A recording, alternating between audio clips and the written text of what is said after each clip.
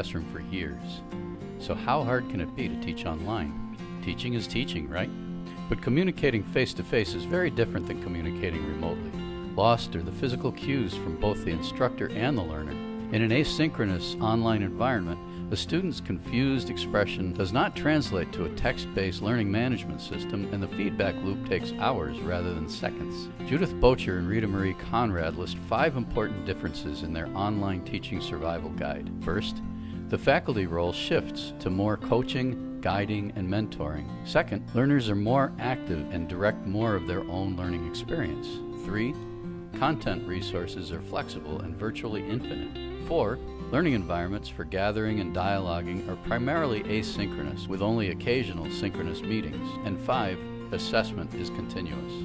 In the classroom, a seasoned instructor can shift teaching tactics and strategies on the fly in direct response to his or her students' real-time reaction to new concepts. But in an online venue, course content and how it is presented is determined in advance, and while changes can be introduced in response to student need, the process is by no means instantaneous as in the face-to-face environment.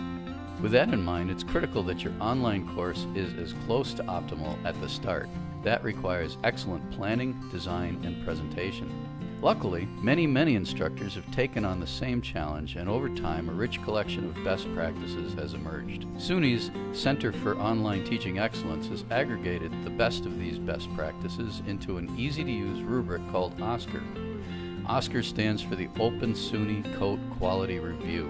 The goal of the OSCQR process is to ensure that all online courses are regularly reviewed and refreshed to reflect campus guidelines and research-based best practices. The rubric was developed by considering many different resources, including California State University's CHICO rubric, input from SUNY campuses, SUNY Learning Network and Open SUNY best practices, accessibility standards, and a gap analysis with other rubrics including Quality Matters, NACOL, and Blackboard exemplary courses.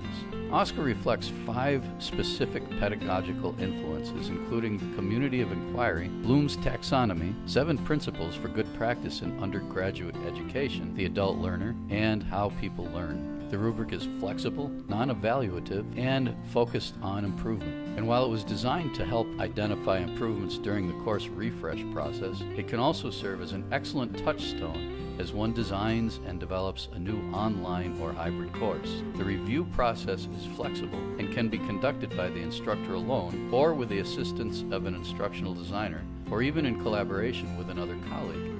And it's completely confidential. You decide with whom to share it and when. So here's how it works. The first step is to request a rubric. The Technology Enhanced Learning Unit in the Feinberg Library will set you up with an individual rubric for each course you plan to develop or review, and provide a link. Only you and your TEL consultant have access unless you decide to share the link with others. The rubric consists of 50 indicators in 6 separate groups: course overview and information, technology and tools, design and layout, content and activities, interaction, and assessment and feedback. As you go through the process of evaluating various facets of your course, the OSCQR rubric automatically keeps track of your work and generates an action plan based on your results. Each indicator includes a link to a page of suggestions. Once your evaluation is complete, OSCQR generates a comprehensive action plan, which includes the various comments that were added, as well as an estimate of the time necessary to make those suggested modifications. While it's true that the rubric can be used for self-evaluation, some of your colleagues who have already availed themselves to this valuable tool, and did so in conjunction with TEL's instructional designers, have this to say about their experiences. Ken Strang writes, "I want to thank your department for help, and you in particular for providing such a comprehensive, constructive review of the course site. Your feedback really helped me to improve this course."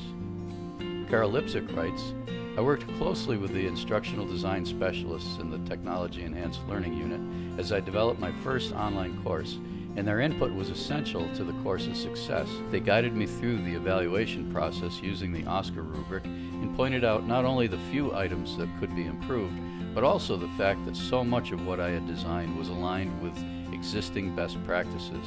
It gave me the confidence I needed to take on this new format."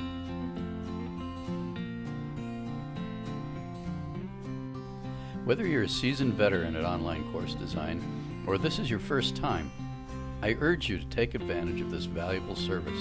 The staff in the Technology Enhanced Learning Unit stands ready to work with you to add new and engaging activities to your existing online course or to help you launch your first foray into the online environment. Give us a call or drop me an email and let's get started.